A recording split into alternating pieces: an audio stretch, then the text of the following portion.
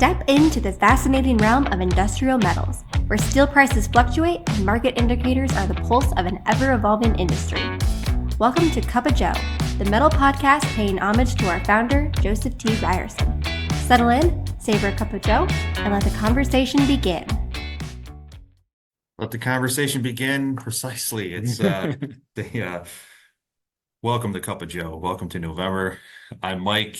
Nick, how are you today? I'm doing really well. How are you doing today? I'm doing good. We were Good. laughing because we were just talking before we started here. We have no shortage of things to talk about today. That's right. DC's very, very alive in our brains this week. So we got a lot to discuss. I feel like the last few, like what's really cool about this type of podcast, commenting on the market and the economy, is like things are happening, right, in motion all the time, and it could be good or bad. So like last month it was the port strikes, right? And I Yeah, for sure. literally 2 hours after we were done, it was resolved.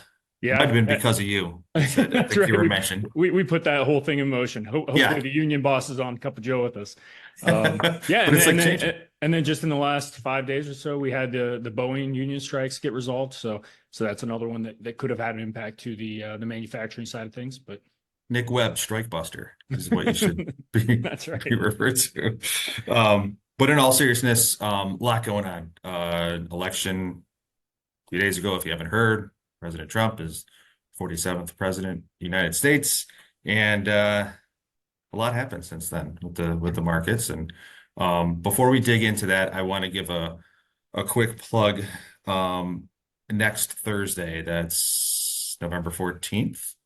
I'm not mistaken. Yep. We're going to be hosting Metal 101. It's at 2 p.m. Central. Now, if you recall from the past, we've done this. It is a primer on the basics of metal. We're going to have product managers from stainless, aluminum, and carbon steel on to talk about what's in a grade and what are the uses. It's really useful if you're a new buyer, new to your role, or just kind of want a refresher. We're going to drop the link to register in the chat here during the course of this show. So I encourage you to sign up for that. It's a really fun look at the world of metal. We make it interactive. We have animations and graphics, and it's live. So just like, a Cup of Joe here, you're able to ask questions of the product manager. So good time there. So again, next Thursday at 2 p.m. Central. So I wanted to give a quick plug in that before we got knee deep into all the politics. Love it. And yeah, before we do hop into we're not going to discuss politics, but we're going to discuss sort of how is the market interpreting what we've learned this week. And we're going to try and do it in a way that's not offensive, obviously. It's just, what we view as maybe not facts, but certainly interpretations of what's going on in the markets. We're obviously only 2 days into this whole scenario. So things can change, things are going to change, but this is what I'm calling our way too early look into the impact of the changes in administration. So it's reactions, right, to what's happening. I read something in the Wall Street Journal. They were calling it the Trump trade, where yeah, exactly. The Dow is, yeah. Yeah, and asset managers around the world, they've attempted to position themselves to make money or protect themselves if certain things happen, and yeah, those are sort of the Trump trade, or if the alternative one that would have been the alternative type positioning, but. As we always do, we have to cover the safe harbor provision, maybe more so than normal. I'll be providing some of my own personal takes on things, and feel free to come at me with any counter views. Certainly not stuck in any of these beliefs, but there are some interesting things that have happened over the last few days that I think our listeners are going to want to be aware of, both from a macroeconomic standpoint as well as from a metals standpoint. So first things first, as we look at the left-hand chart, which is going to be the Bloomberg Commodities Industrial Metals Subindex. So that's going to be a basket of things like copper, aluminum, zinc, tin, lead. And then the right-hand side, which is the broader Bloomberg Commodities Index. The charts generally look fairly similar, and it makes sense that they would because they have some similar components.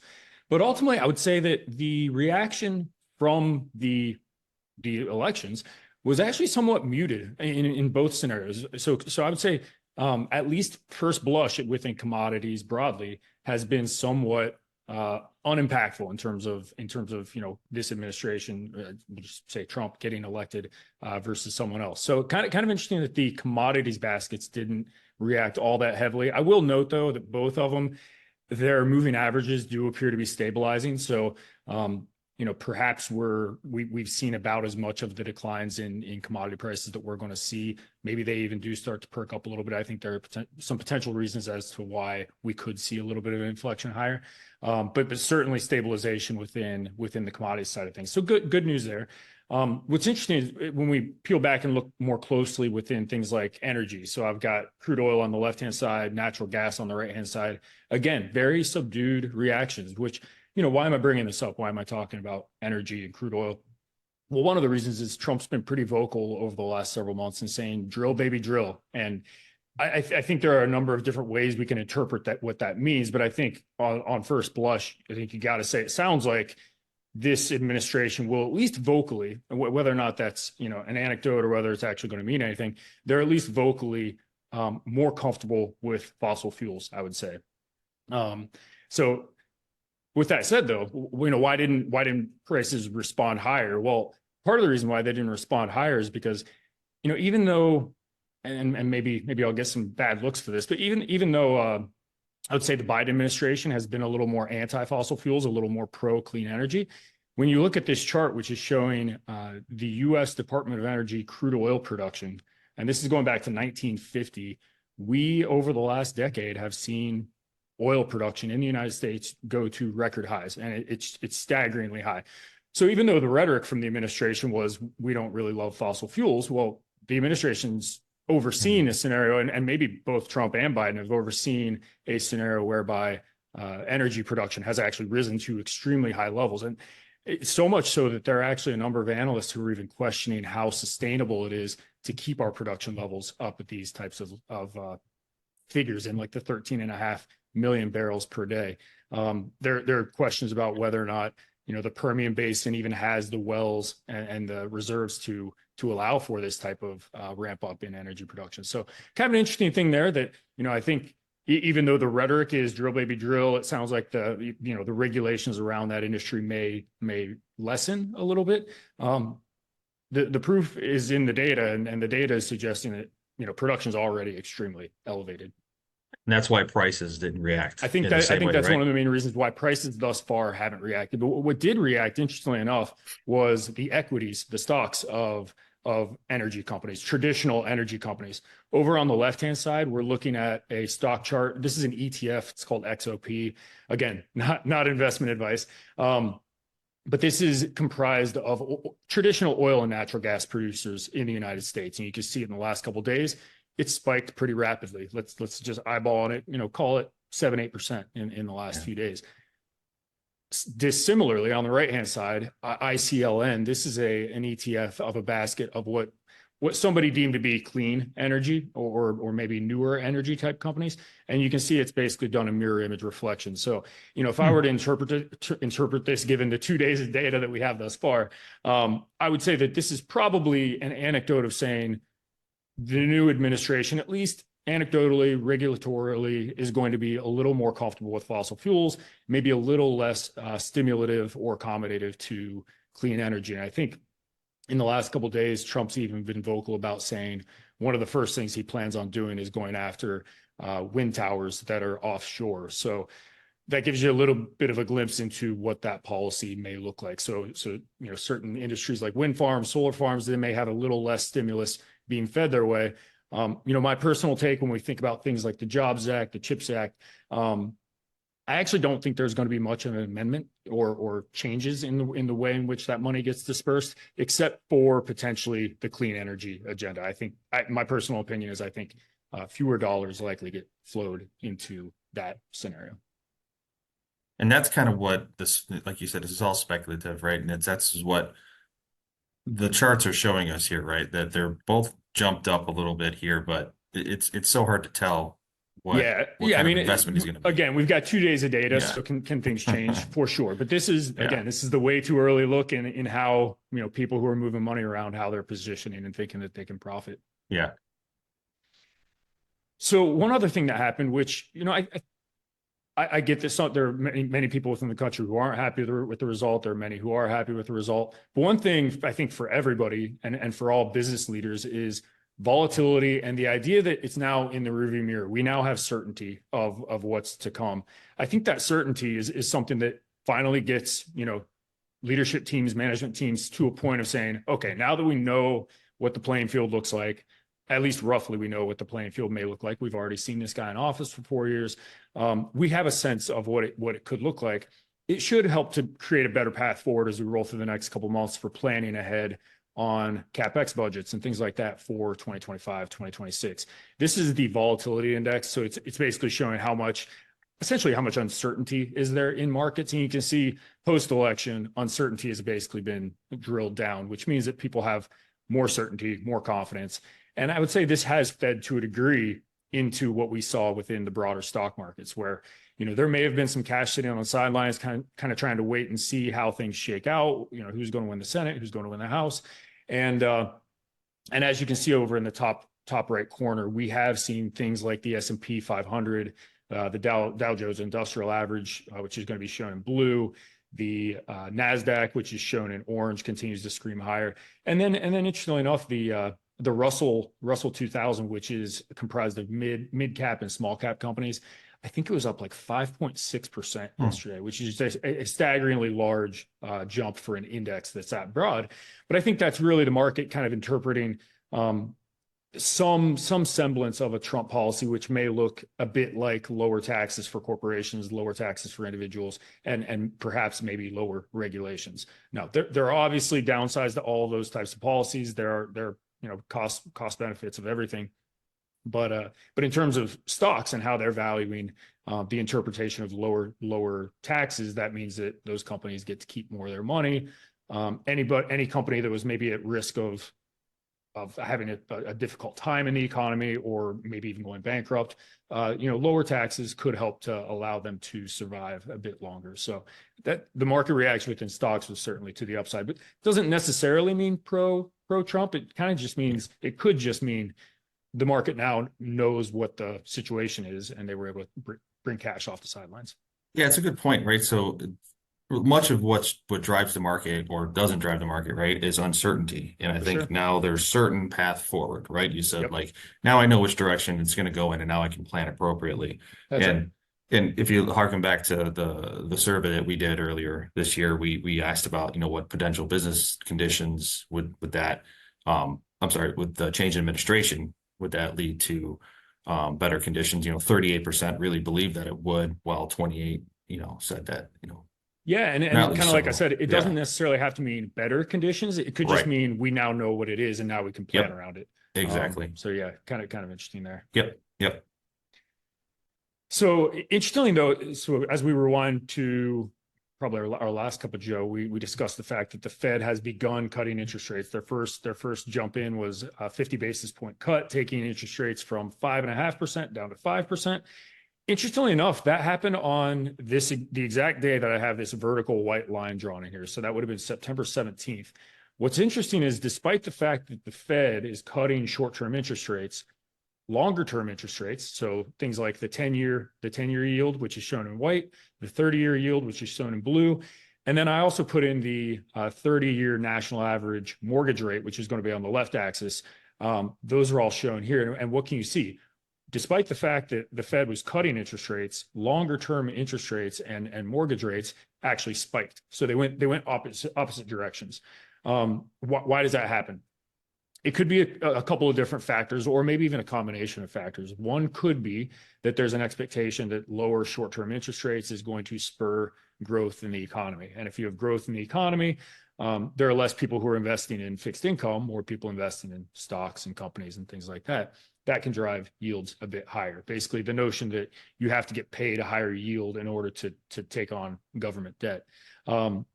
There is a possibility that the market's kind of calling BS on the Fed and saying, you cut too early. We have not, the country, the Fed, has not yet achieved the 2% inflation targets. Maybe they were a little premature, and thus interest rates kind of reacted to the upside on the long end of the yield curve. And then the last one, which is a possibility as well, is that there could be a little bit of a pricing in of, maybe regardless of which administration is to or was to come into the office, expectations of further deficit spending, I think, is really on the docket for both parties. I don't think it really wasn't discussed much in the debates, the spending that the both parties do, but I would actually make the argument that, Trump and Biden and Harris, they're all kind of, big spenders, I would say. Yep. So, deficit spending looks like it would be, regardless of who won, would be kind of the name of the game there. So it looks like it could be a combination of all three of those factors that's driving those interest rates higher. But, what does this mean for anybody on this call? Well, if you're a company or if you're an individual and you're borrowing off of short-term interest rates, so maybe your company borrows, off of 30-day SOFR or 30-day LIBOR, your interest rates are going to come down. Your borrowing rate's going to come down. If you are back in the market trying to buy a house and you are exposed to, or you would ultimately be exposed to a 10-year yield, maybe a 10-year ARM or something like that, or 30-year mortgage, unfortunately, the rate has now gone up by about 60 to 80 basis points, depending on that instrument that you're using. So it's a bit of an unfortunate thing that we think about, if we think about housing again, we're still in a scenario where housing prices are extremely elevated. And now you've even got mortgage rates that are going back up by, call it 60 to 80 basis points. It's going to make for a tough environment for industries that rely on long-term borrowing, like housing. Yeah, when you hear the headlines that rates are being cut, you don't think about there's different, right? You got short-term versus long-term. Why are the home mortgage rates? Why would they go up compared to cutting on a short-term basis? Yeah, again, I think it's really, it comes back to a factor or potentially a combination of things of, with lower short-term rates, there's an expectation that growth will be stronger. And, if there are expectations of higher growth, interest rates tend to go up in the face of that. Less people are investing in fixed income is really the argument there. Again, there could also be an argument that the market is sort of saying they cut too early or they cut too fast. And perhaps they're saying the market actually shouldn't be going down. It should in fact be going up. And we need more restriction in the markets. So it could be a combination of those factors. Interestingly enough, though, the US dollar has really kind of followed suit. I've got the vertical line again, just to show kind of the chart over chart comparable, that basically since they started cutting interest rates, maybe it sounds a little perverse or a little backwards, but the US dollar is actually strengthened, not weakened over that time. And then as we fast forward to the last couple of days, we've seen further strength, almost a knee-jerk reaction of strength within the dollar. Now, why would that be? Well, primary reason is because I would argue the primary reason for that is because what is Trump like? What's his favorite word? Tariffs. And as there's an expectation that he's going to put tariffs on at least China, but perhaps other non-ally nations. If we look at things like this chart right here showing the US dollar versus the Chinese renminbi, and you can see over the last 30 days or so, we've seen a decent amount of weakness in the Chinese currency. If you did the same comparison against other nations that might be at risk of getting tariffs placed on them, the chart would look somewhat similar. So this is one that I would say is a Trump trade. The idea that when he gets into office, I'd say at the very least, there's going to be, rhetoric around wanting to put more tariffs on people. There is a big question mark, though, and listening to some analysts over the last couple of days, there are a lot of question marks on, does it make sense? Is it possible to put tariffs on all imports? I tend to be a little skeptical on that one, just because the resulting inflation would be, or could be potentially a difficult headwind for consumers and middle America, I would say. So I don't know if they're going to go full tariff on everything, but I'd say with a pretty high degree of certainty, you're going to see definitely certain industries like Chinese automotive, perhaps Chinese metals, that are going to have more elevated tariffs placed on them. But I would say a lot of that isn't really new, because the tariffs that Obama started to put in place in steel never got reversed. Trump just kind of piled on and did a whole lot more, but they never got reversed. And under Biden, there were even further, I would say, manufacturing tangential tariffs that were placed out there. So they're different in the way they approach them, for sure. But and one is certainly more vocal and maybe violent with the way he talks about it.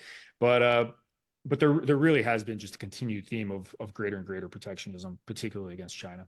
And take it back to kind of the subject of this podcast, right? Metals and steel and aluminum. There really isn't a lot of foreign steel and aluminum coming into U.S. at this point. So would there even be a big impact there? Certainly on the commodity side, that's the case. There are certainly going to be more like manufactured type products that are made from metal that can still come in for now. Those things are probably at risk of getting heightened scrutiny. Yeah, so I think that's fair. Mhm. We got a question from the audience, if you don't mind, if that's Yeah, a good one to park here. yeah, of course. You talk about the strength of the dollar, right? And is there a historical correlation of metal prices to the US dollar strength? And I think we've talked about this in the past. Yeah, absolutely. No, and this is where this is too short to call a trend, because yesterday what was interesting was the strength, the dollar strength that we saw. There was kind of a knee-jerk move, which pulling the chart up again right here. That strength in the dollar tends to be inversely correlated to what happens with the price of base metals. So what we saw yesterday was base metals were actually down fairly heavily. When I say fairly heavily, aluminum was down probably 3.5%, 4%. Nickel was down 3 or 4%. Copper was down 4%. Zinc was down 4%. So they did react in an inverse manner to the strength of the US dollar. But again, fast forward one more day, you can see that there has been a little bit of a retracement. It's not massive, but a little bit of a retracement in the dollar. And what happened to base metals today? Almost a knee-jerk reversal of all of those things. So aluminum's back up. That being said, we will talk about why, because there might be some different reasons why aluminum is actually up 3.5% today. But to answer the question just bluntly, generally there tends to be an inverse relationship between where the dollar goes and where commodity prices go. And why is that? Because most commodities are priced in dollars. So the idea is you can essentially, as you get a stronger dollar, you can buy more of that commodity that's priced in those currencies. So it essentially lessens the inherent value of them as the dollar is strengthening, and it allows you to your ability to import product. It makes it easier to do so as well. So you can import in cheaper commodities with a stronger currency. So would tariffs temper that at all? Yeah, I would say. I mean, tariffs would certainly offset the cheapening of commodities, because you're just tacking on a surcharge on top of everything. Yeah. Yeah. Let's see. All right. So, and last, perhaps not last but not least, interestingly enough, I think this kind of harkens back to the idea that there's an expectation that some regulations, some red tape may be lifted a little bit. Maybe this might be a little bit of a stretch, but cryptocurrencies in the last couple of days have actually rallied, and Bitcoin specifically has gone to record highs. We're currently sitting at $76,000 per Bitcoin. Again, not investment advice whatsoever, but I will say that both Donald Trump and his son Barron have been somewhat vocal in the last couple of months about how they want to show their support for cryptocurrencies. There's been speculation that they may even create like a reserve of cryptocurrencies, almost like how we have the petroleum reserve. We would have a reserve of cryptocurrencies. I don't have strong opinions here. I don't trade. I don't invest in cryptocurrencies. So maybe I'm just jealous that prices are going to record highs. But I think this gives an idea of the potential that there might be some red tape lifted, some regulatory lifting. Now, this kind of comes back to what I had talked about, where in my opinion, both Trump and Harris really would have been similar scenarios, maybe slight differences in the details, but similar scenarios in terms of both of them would likely be deficit spenders. As you can see right now, down over the right-hand side, we're currently operating at a budget deficit of 6.3%, which, at least looking back over 50, 60-year history, you normally don't have a deficit this large unless you're really trying to fight against a recession, which is shown in the vertical red lines. I don't know if this is just the new regime that we're in for the last 20 years, but our country's certainly spending a lot more than we're bringing in via revenues. And I will say that, with Trump expected to be in office here in a couple months, and his rhetoric that he wants to keep taxes, or tax cuts where they are, perhaps even increase those tax cuts. What does that do? That just decreases the revenue that the government will collect. So that could have an even greater impact on budget deficits, perhaps. Now, this one, again, maybe a little bit of a stretch, but something I think we want to keep an eye on. This is comparing the CPI, so the Consumer Price Index, over the last few years, shown in blue. And you can see the big spike up, which would have been harkening back to like 2021, 2022, when we saw CPI go to around 9%. Overlaid against this, I've got time frame of like right around 1965 to 1983. That would have been really the last time we saw the massive cycles of inflation. And I found this chart to be somewhat interesting because there is a potential that we're seeing maybe not a repeat, but a little bit of a rhyme of, inflationary cycles. And what happened back in the 70s was you had Arthur Burns who'd be the equivalent of Jay Powell today.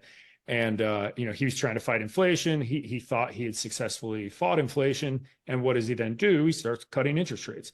And it turned out, well, the inflation cat was not fully in the bag. And the United States got an even larger wave the second time around, which then that fire had to be put out by Paul Volcker, with like 19 to 20% interest rates, I think it was. Wow. Let's not hope that happens this time. It's not my base case scenario that it is going to happen, but the charts and the cycles do look somewhat similar. And I come back to this idea of Trump loves spending money that he doesn't have. That could be inflationary. Tariffs could be inflationary depending on how they're constructed. If we happen to start running the economy too hot, we could get back into a cycle of not just not hitting your 2% inflation target, but perhaps seeing another wave of inflation, which, again, how do you fight that? You have to fight that with probably taking interest rates back up at some point. Yeah. So again, a lot of this is a little premature, but it's something that I want to keep an eye on as we roll through the coming months, because, we certainly don't want to have a repeat of the 70s where we had, mortgage rates in the 15 to 20% range for periods of time. When they were cut pretty quick and swift, like in a short period of time, or was it overextended?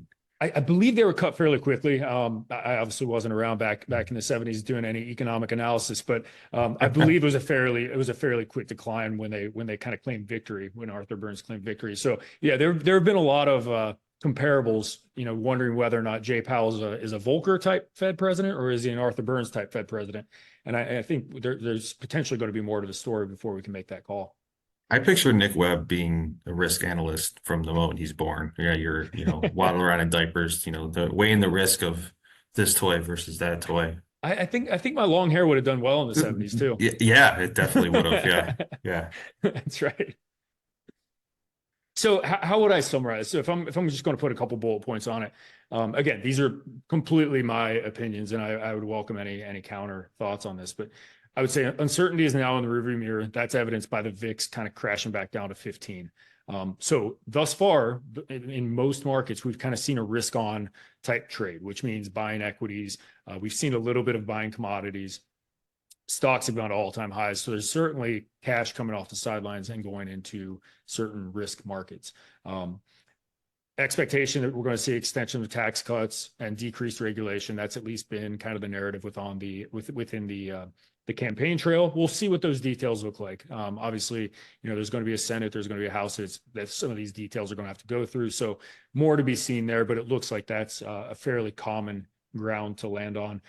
I would say there's going to be a higher comfortability, at least rhetorically, to fossil fuels. But again, as I said, the last administration, even though they didn't say they were comfortable with fossil fuels, we had record high energy production. So, take that with a grain of salt. But I will say, with regards to like the Inflation Reduction Act and where federal money might ultimately be spent, my gut is kind of telling me it's going to go a little less emphasized on what I'm calling quote unquote clean energy, things like wind farms, solar farms, as we roll into the next couple of years. Obviously, there's an increased risk of tariffs. I would say most poignantly on China, or perhaps on some of our other non-allies. This is kind of maybe this is the hottest take that I've got, but I actually think we're probably going to see increased negotiation discussions between Ukraine and Russia.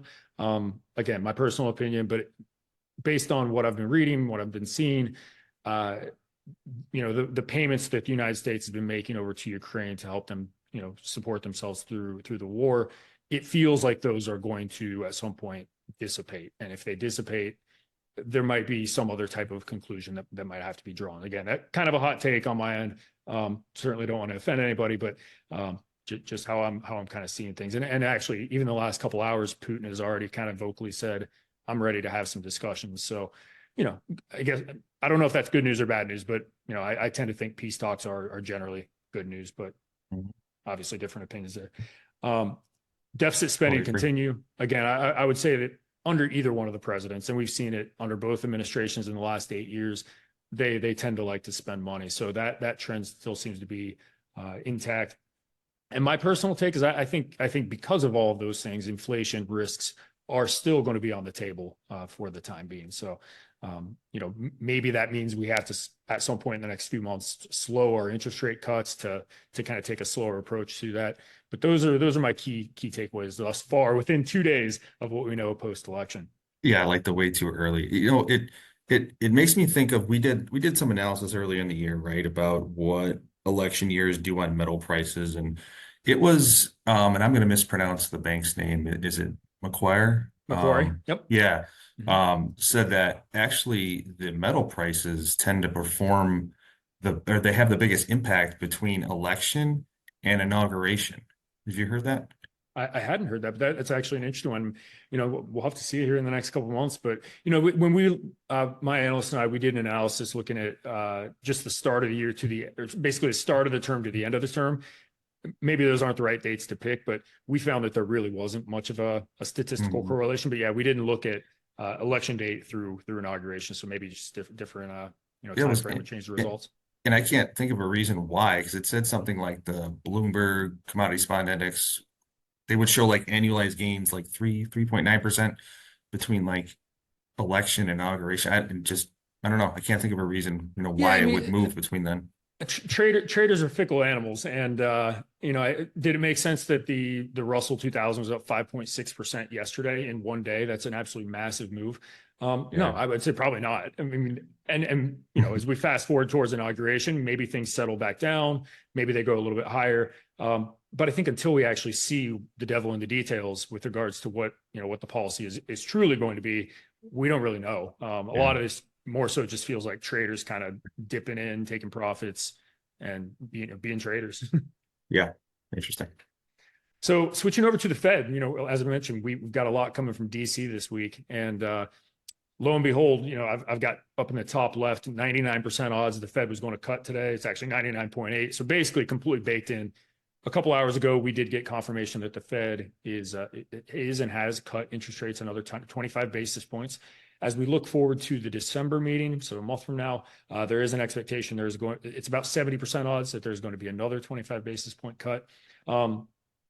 Which again, are these going to be the right moves or the wrong moves? Time will tell. But as I mentioned, the Fed's not down to their inflation target just yet. They're still sitting, depending on which metric you're looking at, somewhere around 2.5% to 3%. So, it's not really time yet to claim victory on the inflation side. So what's going on? Why is the Fed actually being so aggressive with cutting interest rates? Well, they have another mandate, and the second piece of the mandate, other than inflation, is employment. And we have seen the employment data continue to weaken. A lot of this is purposeful, and I know that sounds perverse, but you look at the JOLTS data, which is the job openings in the United States, and then you look at continuing jobless claims on the right-hand side. So that's people who have lost their job and haven't, gotten a new job yet. Those numbers continue to climb.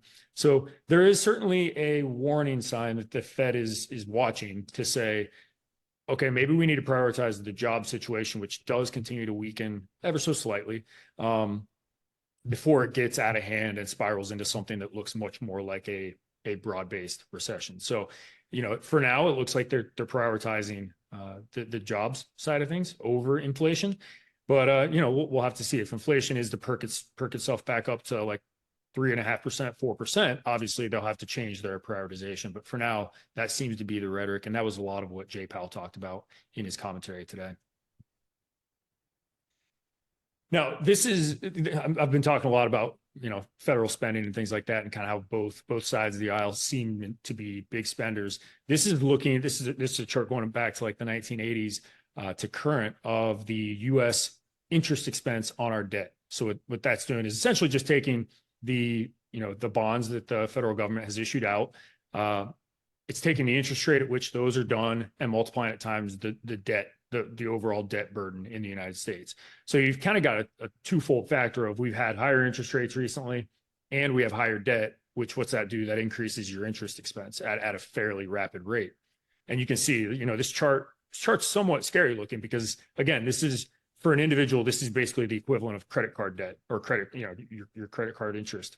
And this data is only as of December of last year. If we were to update it currently, it's closer to about $1.2 trillion. So what I've done over here on the right-hand side, I just pulled this from the Treasury's website a little bit ago. You compare where the interest expense is relative to some other key line items that the government spends on. So Social Security, health, defense, things like that. When you start talking $1.2 trillion, it's becoming, not just a big line item, it's becoming one of the biggest in a very quick fashion. So, I tend to believe this may be one of the reasons why the Fed is also so urgent to get interest rates back down, because, that's one way you can help to lower the interest expense burden. But, I hope this doesn't come off as political because, again, I would say both sides of the aisle have been culprits of this, but it's certainly something we want to keep an eye on. Jay Powell actually said it fairly well. He said, the overall debt level as it sits right now is not what he's concerned about. He's concerned about the trajectory of it. And until or unless we get that trajectory under control, it's something we should be cognizant of. So I'll get off my high horse on the debt side of things. That's an interesting, it's a scary number when you circle it there. Yeah. And certainly gets scarier if rates continue to stay elevated and debt continues to rise. So definitely something it can last for a while when you're able to print money, but once somebody says we don't want to buy your debt anymore, you start to get some issues. We're not there at this stage, but obviously something we should be concerned about. Yep. And again, I think it's wild that, and this will be my political high horse. I think it's wild that none of the debates even really had a topic on debt spending or the amount that we're spending. So because I think neither side of the aisle wants to address it because they both kind of share the same belief roughly. Could be. Yeah. My personal take. As we always do, want to show PMIs real quick. This is looking around the globe. We've obviously got the top areas that we at Ryerson are concerned about. So the global, United States, Canada, Mexico, and then China. And as we go left to right, we've got November 2023 through the right-hand side, October 24. So the latest data we've got is fairly mixed. It's still squishy, I would say, is the overall theme. Europe continues to be a mess with PMIs in the mid 40s. Just can't seem to get out of their own way with regards to their manufacturing productivity. China's gotten incrementally better, and we've spent a lot of time in the last few months talking about China and if they're going to bring some stimulus to the market and how big is that stimulus going to be. They are seeing some small bits of optimism. It's, they haven't launched their bazooka that everybody seems to be waiting for, but there are some small signs of optimism within China. Mexico and the United States are kind of just south of 50. And this is going to be true for both the ISM, the Institute of Supply Management Survey, as well as for this one, which is S&P Global. And then, one trend that looks a little encouraging is in Canada, where for the last 2 months, we've actually seen a small bit of optimism within their manufacturing surveys. But again, overall, when we look at the global figure of 49.4, it's a little south of growth territory. So, it's just kind of squishy. It's not sky is falling across the board with the exception of maybe Europe. But yeah, it looks like it's probably going to be somewhat soft manufacturing activities we roll into year end. And as we look at the end markets where we're seeing pockets of strength, pockets of weakness, for the most part, it's the same as what we've seen over the last few months. Things like aircraft shipments, HVAC, non-res construction, those areas are doing quite well at the moment. Over on the right-hand side, you've got things like farm machinery, autos, mining and energy continue to be soft spots. So it's again, just a mixed bag. And I would say this has been, for the most part, true for the last 7 months. So there have been a couple pockets of strength and they're seeing, really, really good strength into even 2025. But then you've got other, let's say discretionary type items that are not doing so hot right now. And back to China really quickly. Again, the anecdote really there is just that they continue to meet, their policymakers continue to meet, they continue to have discussions on, where they want to apply their stimulus, how accommodative do they want to be. There's it just continues to be the case that the market's waiting for them to announce, like a $5 trillion package. And maybe they were waiting for the elections to get by before they made any decisions. Maybe they want to see what type of Trump policy comes out of his mouth over the next couple of weeks before they make any real decisions. But again, it's just kind of a wait and see approach. So until or unless that happens, it's kind of mundane. And I would say that's feeding into somewhat mundane commodity markets at the moment. Is that impacting their manufacturing economy? It has to be, right? Yeah, I mean, certainly within the property sector, they're seeing some weakness. Some parts of their manufacturing economy, like EVs, anything regarding their build out of their grid, actually are doing decently well at the moment.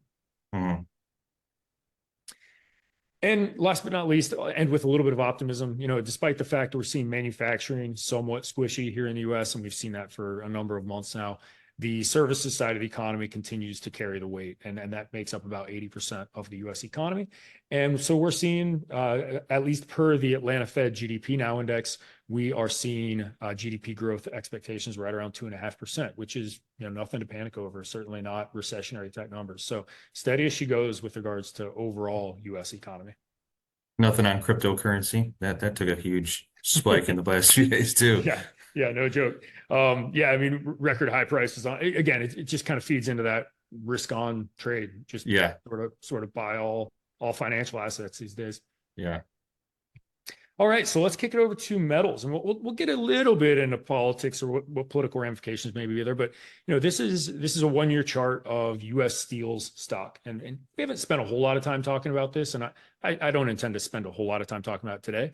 But I found this kind of interesting that since the September lows in the U.S. Steel stock price, and again, why am I referencing the stock price? Nippon Steel about a year ago made an unsolicited offer to buy U.S. Steel for $55 a share. And so what can you see happen back in late 2023? The price of U.S. Steel's share price started to converge and close that gap to the proposed purchase price from Nippon Steel. It got up to about $50 a share. What's happened since then? Both presidents said, we're not going to allow this to go through. And they kind of shared that ground. I always kind of had the opinion or the impression that absolutely nothing's going to happen prior to elections, but post elections, if the deal makes sense and the right strategy involved and jobs can be maintained, and they can inject a bunch of money into the U.S. economy to fix up some of these assets, there could be some positives to this happening. So I'm not saying for sure it's going to happen, but again, I think looking at the stock price is an interesting way of saying where are people putting their money, where are people making their bets to say, do they think it's going to have better odds of happening now or lesser odds of happening now?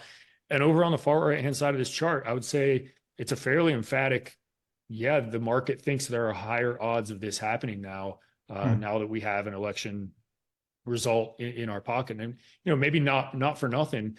From what I understand, Mike Pompeo was at some of the Trump rallies over the last couple of weeks and couple months.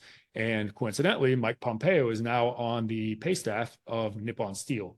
So could be an instance of he's been cozying up with a certain presidential candidate. Now that presidential candidate has been elected, maybe the odds of this transaction going through are higher. Now, does that make the president or the president-elect a liar because he said that he wasn't going to let it go through a couple months ago? Perhaps, but that's how these things work sometimes. Again, it takes the uncertainty out of everything, right? There'll be a definitive answer, right? By the end of the year.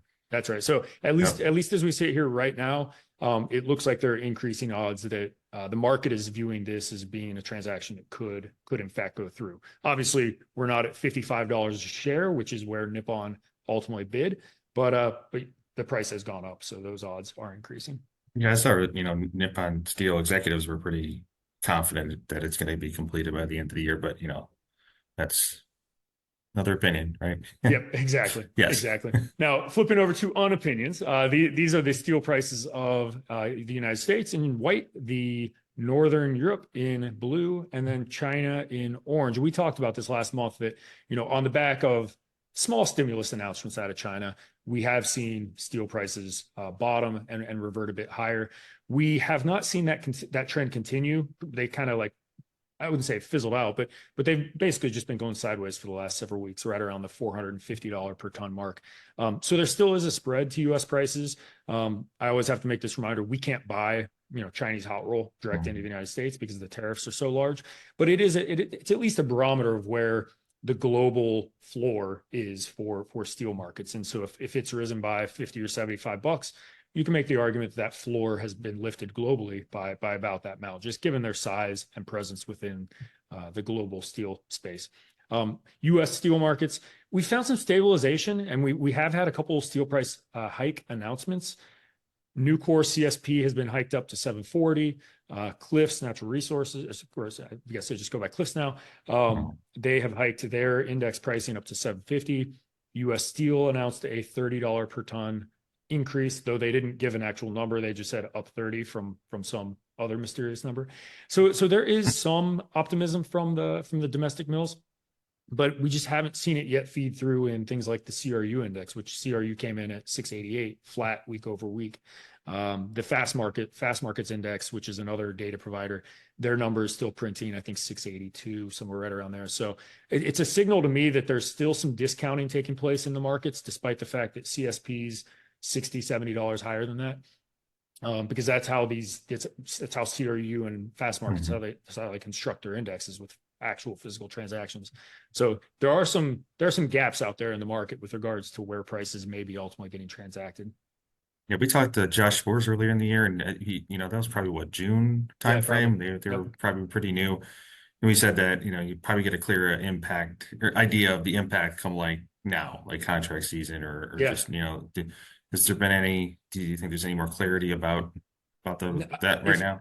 I don't know if I'd call it clarity. I would call it, there seems to be evidence of perhaps, if Nucor is sticking to their guns and every spot transaction is being done at their CSP, but yet the CRU is still printing 688, that inherently has to say that somebody else is selling steel cheaper.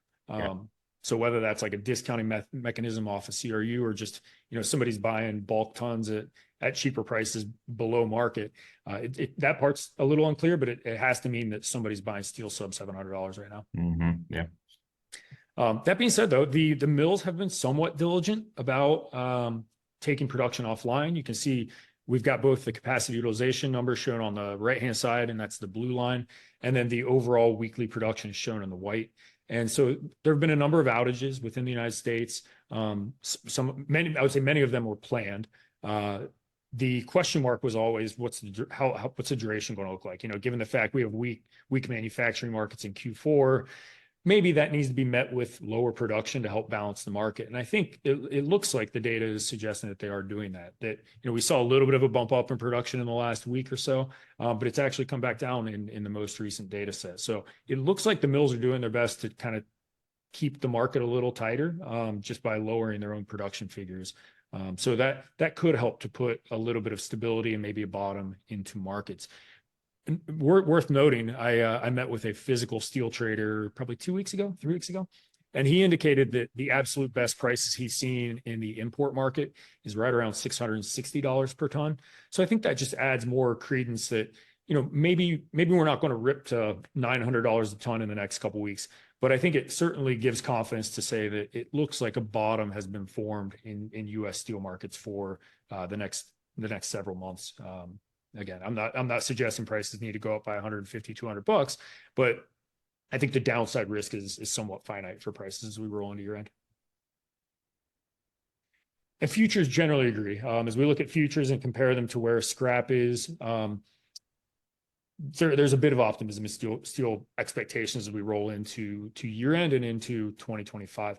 I will note that Q1, basically January through April, tends to be a fairly strong seasonal time period for manufacturing. I think some of that's getting priced into futures markets. So as we sit here right now, if we take the Nucor CSP being 740, futures market are somewhere in the high 700s, maybe low 800s as we get into 2025. Modest potential upside as we look into 2025. Certainly a very different scene and expectation than what we would have seen over the last 3-4 years, where prices were moving $500, $600, $700 in a matter of months. Yep. going to sound a little bit like a broken record, but I've got something new on the nickel side of things. Again, just given the fact that Indonesia continues to ramp up production and inventories continue to rise, nickel markets remain a bit under pressure. This is a 5-year chart. You can see we're currently sitting at 753. What's interesting though, and you know, I've noted this with a couple colleagues of mine internally. Some people call technical analysis hocus pocus. It doesn't actually work. But I would say, you know, it's a bit of a social science. And what I mean by technical analysis, it's a fancy way of saying drawing lines on a chart. And if everybody's drawing the same lines and everybody's watching the same lines, sometimes that ends up having an impact on traders' interest in buying or selling something. And what's interesting, I drew in this white line showing what I'm calling it technical support for nickel prices. We've hit down it in the last 12 months several times. And every time we've hit it, it's seemingly found support from somebody, trading community, commercial buyers. I'm not sure, maybe all three, but we did get down to that level in the last several days. And lo and behold, we saw a bit of price support. So kind of an interesting phenomenon there. Again, is $7 or right around $7? Is that the cost support? Maybe within a certain percentage. I still kind of think I thought we would need to see prices down in the mid sixes in order to finally start taking production offline. But thus far, this support level and this support line has acted pretty well to be an indicator for where prices may go. So again, I don't think fundamentals suggest that we're going to see prices go back to $10 or higher per pound. But you know, could we be seeing a bottoming process be taking place over the last several months? It looks for now like that is the case. Yeah, look at that. $7 seems to be the magic number for because if it goes below, right, they're thinking too low to make it profitable. So take it offline. And again, coming back to kind of like the social science of trading, you know, if there's a trader out there who says, no, I don't want to buy at 727, traders tend to like round numbers. And so they'll put a bunch of orders in, they'll say, buy it for me if it hits $7 per pound. And a lot of times those are how trading orders happen. And that's why round numbers can sometimes be a little bit of a psychological support or resistance level to commodities. Makes sense. Yeah. And interestingly enough, you know, if we compare where traders are currently positioned right now, which is still slightly net short, but we compare it to like July, August, September, when I would say the trading community was heavy net short, it does look like some of those short positions have been liquidated, and perhaps even some traders have gotten a little more optimistic on the metal from a risk reward standpoint. So, you know, the positioning within the trading community does look like it's in line with that chart. And last but not least, you know, this is the inventory chart for LME nickel inventories, and it just continues to rapidly rise. Yeah, it's almost just a straight line. And again, sound like a broken record, but the fundamentals just don't suggest that we're going to be in a tight nickel market looking forward. This is both class 1 and 2, or just class? That's going to be class 1 refined. That's class 1. Yep. Yeah. Mm-hmm. Okay. Yep. And last but not least, aluminum is probably where we've seen the most, I don't know if I want to call it excitement, but certainly turbulence, volatility, and even the most upside in prices over the last couple of weeks. So one of the big things that's driving it, I think we talked about this last month on Cup of Joe, but the price of alumina, which alumina is one of the raw ingredients that can go into the production of making aluminum. For those who don't know, in order to make alumina, you need bauxite. Bauxite is essentially the ingredient that comes out of the ground. It gets refined into alumina, and then alumina gets further refined into aluminum. I'm oversimplifying the process for sure, but the white line shown on this chart, and this is only a little over a year time frame, that is the price of alumina over the last like year and a half, and it's up 200%, 204% to be exact. So what does that mean? That means the cost of making aluminum for many aluminum smelters around the world is getting more expensive. So that's tightening profit margins. It's probably forcing a lot of smelters to say, we got to raise prices. We got to get this thing jacked up because otherwise we're going to be unprofitable. We could go bankrupt. And I've overlaid the alumina price moves to the price of aluminum. So this is LME aluminum ingot. And there's a very large divide between the type of price increases that we've seen in alumina and the 20% increase that we've seen in aluminum. So something has to give. Either, you know, maybe somebody can ramp up production of alumina, But unfortunately, in the last 24 hours, we got this news, which is that Alcoa actually just announced force majeure on some of their alumina supply coming out of Brazil. It was actually bauxite, so it was even further raw ingredient. But this is to an already tight and record-breaking market. This is just adding fuel to the fire and tightening conditions. Now, thus far, what basically has happened is there's a port down in Brazil where a boat is literally stuck. And if that sounds familiar to the boat that got stuck in the Suez Canal, it should. It's obviously far, far less of a global impacting deal, but for the aluminum industry, it's actually a very major issue. So I don't know, clear heads prevail. I kind of think that a boat stuck in a port probably shouldn't be a long-term phenomenon, maybe hopefully a couple of days and they can get it moving. Yeah. But again, this just kind of add fuel to the fire of an aluminum market. There was an alumina market that was already in shortage. This is just causing further headaches there. So, throughout the day today, we have seen aluminum prices jump up by about 4% on the news. Now, Harbor, which is a data and they're a subscription company for aluminum news, they have already come out and put out a note and said that they don't believe that it's going to have a real impact on the supply of alumina. But again, traders being traders, they buy it up, knee-jerk reaction, and then who knows, they may take some profits in the next couple of days. Because again, I tend to think that a boat being stuck in a river or at a port should be something that we should be able to fix in somewhat short period of time. So what does this mean for the aluminum buyer? Like, what should they be thinking about? Like, short supply? So as we look at aluminum and aluminum ingot, and again, we'll do a little bit of technical analysis because again, I've drawn some lines on this chart with the moving averages. If the cost of making aluminum is going up because of the price of alumina has gone to record highs, I would say at the very least that has lifted the floor to how low aluminum ultimately is. When alumina was at half of the price where it is, I would say cost support was somewhere down around $1 per pound. With alumina up where it is right now, I'd probably make a strong argument that $1.10 to $1.15 on aluminum ingot is probably a fairly heavy level of support. And that's kind of where the moving averages are targeting right now. So again, I don't think this is going to be a long-term phenomenon. I think there could potentially be some profit taking in the coming days, but it does, with the cost basis being elevated the way it is, it does look like the floor to which aluminum prices would find support is a bit higher than where we would have been, say, in 2023. Does that affect scrap prices?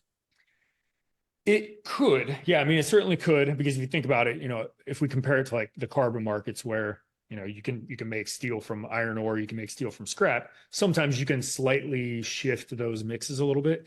If you're making, aluminum ingot from alumina versus from scrap, or you can, swap certain ways, or weights of the product, then yeah, there might be a little bit of a substitutive effect. It's certainly, with alumina up where it is, it's definitely making it easier on the scrap-based producers to make money profitably right now. The smelters who are making aluminum from alumina, they're the ones getting squeezed, which is mostly outside of the United States and outside of North America for the most part. You do a great job navigating between the words aluminum and alumina. I would have tripped up multiple times. yeah, it's a mouthful. And last but not least, I think this is the very last slide that I've got. This is showing the positioning of the trading community. Again, they tend to be kind of fickle. They got in big back over the summer months. They took a bunch of profits. They're back to being pretty heavy long on the London Metal Exchange. So not back to record highs like what we saw back in 2021, but certainly I would say of all of the metals we're watching here at Ryerson, the cost basis argument and the momentum argument and really, Chinese demand for aluminum has actually been quite decent as well. So that the aluminum market looks like one that is on a global basis somewhat tight. So probably has the most optimism around it from a trading community as well. For the record, you said last but not least 4 times, but I know. Regardless, I could say last but not least. We got a lot of questions last month about the anti-dumping countervailing on aluminum extrusions, and I think it just came down. Was it earlier this week or late last week that USITC decided to halt those. Yeah, they actually reversed their Yeah, decision. Yeah. I was yeah, pretty shocked by that news. I talked to a couple of our product managers who are much closer to aluminum. They were kind of surprised by that equally news. surprised. Yeah, Again, not to talk politics too much, but if you've got, a president-elect who's coming in whose favorite word is tariffs, it wouldn't, I guess there's going to be legal hurdles in revisiting this, but it wouldn't totally shock me if this gets revisited in some capacity in the coming months. right. Nice. I got time for a few questions here for Let's you. do it.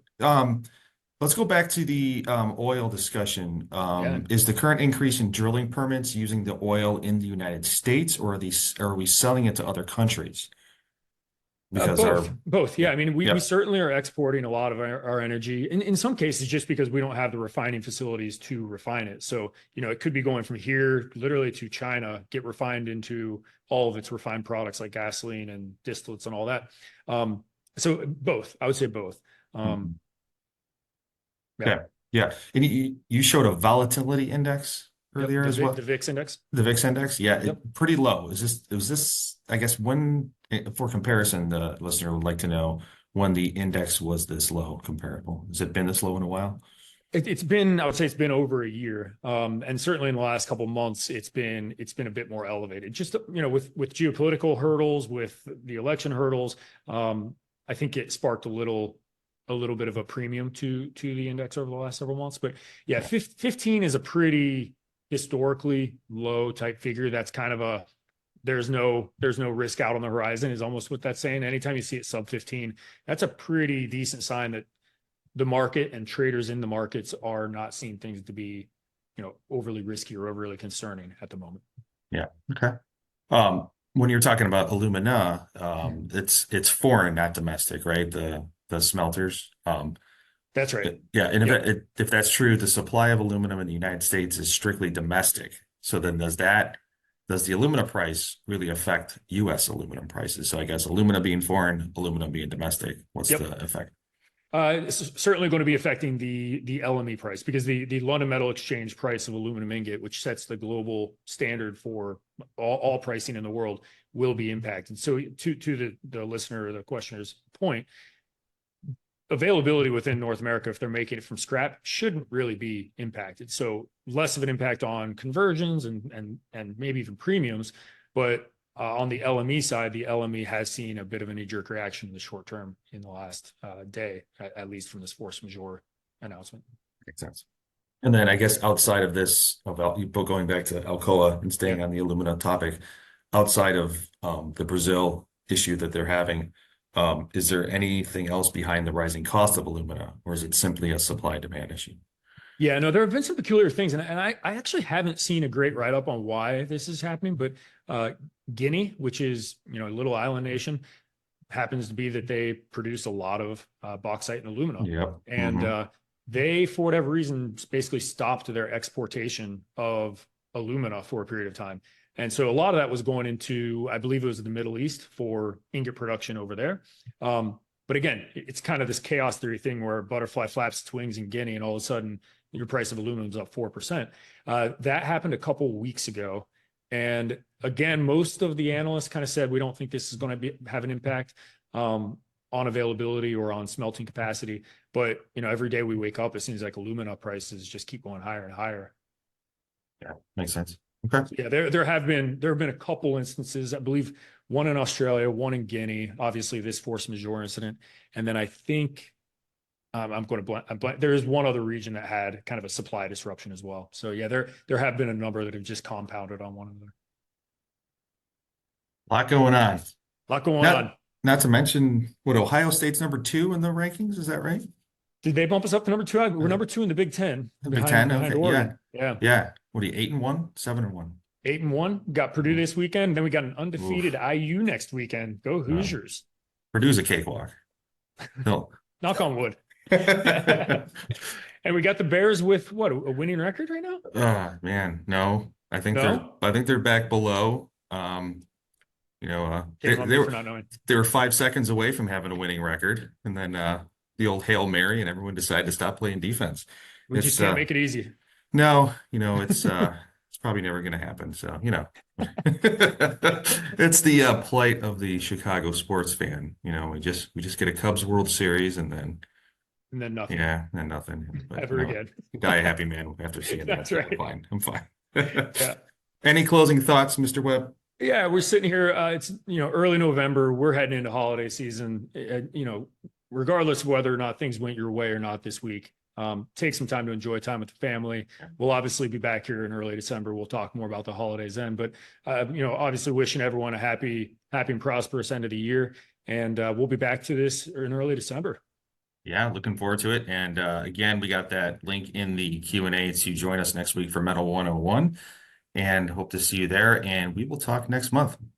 Have a good one. Mike, what's with this sun? I feel like I'm two-faced in here, just like yeah, I know. I got the same thing going on. It's daylight savings. I think it's kind of the right in the middle of the sun going down. Sundown at 4:15. Yeah, you do. You got the half face going on. Brutal. Well, you're half optimistic, half pessimistic. That's right. That's where I always try and land. There you go. Thanks, everyone. Bye, y'all.